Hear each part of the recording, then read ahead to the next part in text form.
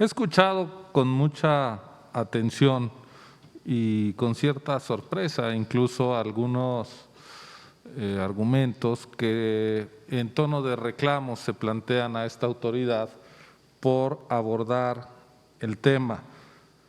Se los digo con toda franqueza, yo hubiera preferido que esta discusión no se diera, que el Poder Legislativo hubiera hecho su trabajo y que no nos viéramos en la necesidad de estar supliendo con regulación administrativa lo que debió haber sido una ley federal. Ahora que nosotros tomamos cartas en el asunto, se nos reclama que hay posturas irreductibles, de ninguna manera, ha habido un proceso de diálogo, pero creo que sí hay un problema de forma, que en política es fondo, como sabemos. Cuando la reforma de 2014 señaló expresamente que la posibilidad de reelección no aplicaría sino hasta los diputados y senadores electos a partir de 2018. ¿Para qué? Para que los arquitectos de la reforma no se beneficiaran de la misma. Y creo que esa disposición tuvo que haberse coronado con una norma hecha justamente por los legisladores que no iban a ser parte de la reelección. Lamentablemente esto no fue así y hoy escuchamos argumentos, déjenme decir que algunos me resultan muy atendibles, pero también déjenme decirles, ya no solo hay argumentos, hay intereses.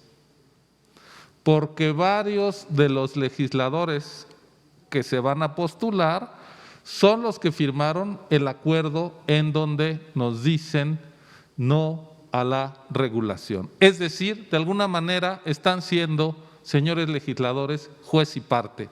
Están oponiéndose a un acuerdo que les podría aplicar a ustedes en su situación particular.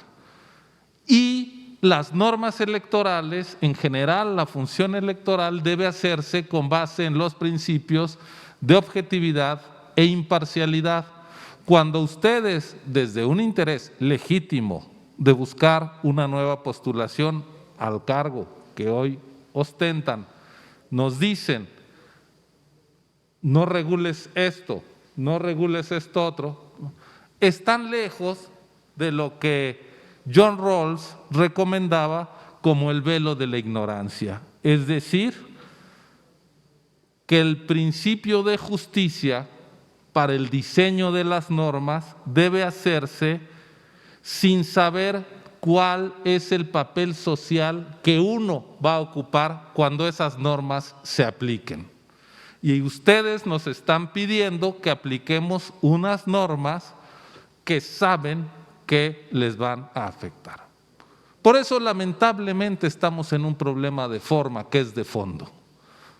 Sí, los legisladores, y no me refiero a ustedes que están presentes física o virtualmente en esta sesión, porque lo cierto es que lo ideal es que esta legislación secundaria hubiera sido aplicada antes de que ustedes tomaran posesión de su cargo. Porque ustedes, desde la reforma del 14, se sabía, podían legítimamente buscar la reelección. Pero déjenme decir que no hay un solo partido de los que firmaron el acuerdo que no haya sido parte de la Cámara de Diputados y del Senado desde 2015. Bueno, de la Cámara de Diputados, concretamente. Es decir, hay responsabilidad de sus institutos políticos. Ahora bien, se nos señala como la Constitución solo permite el derecho, pues entonces ustedes no pongan norma alguna. Ah, caray, entonces la omisión legislativa beneficia a quien fue omiso, porque en realidad lo que nos están pidiendo es: haz como si nadie fuera diputado.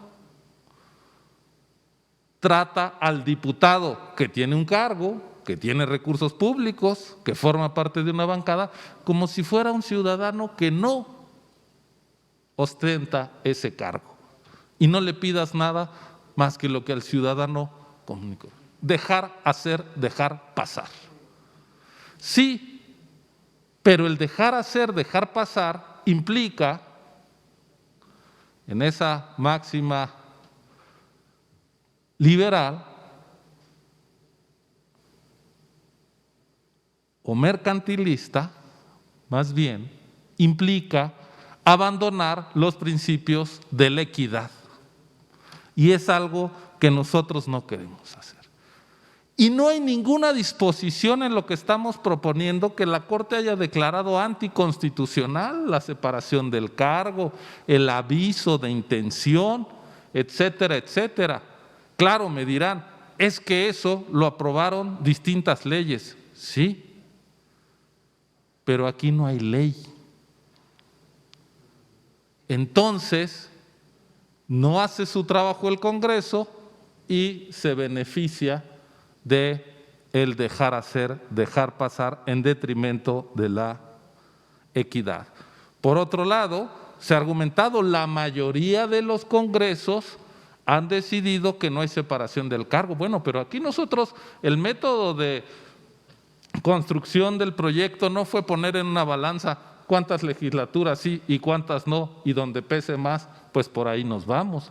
Fue desde una lógica de protección de la equidad, en la lógica de esta autoridad fiscalizadora. Y por supuesto que queremos avanzar, quede como quede el tema de la separación, en conocer a profundidad los recursos que reciben los diputados, que reciben en términos de personal a su cargo, de recursos financieros, de recursos materiales, porque si el INE puede trascender el secreto bancario, fiduciario y fiscal para conocer las cuentas bancarias y los recursos de particulares, ¿por qué un poder público va a ser opaco y va a ser una fortaleza frente al ojo fiscalizador del INE?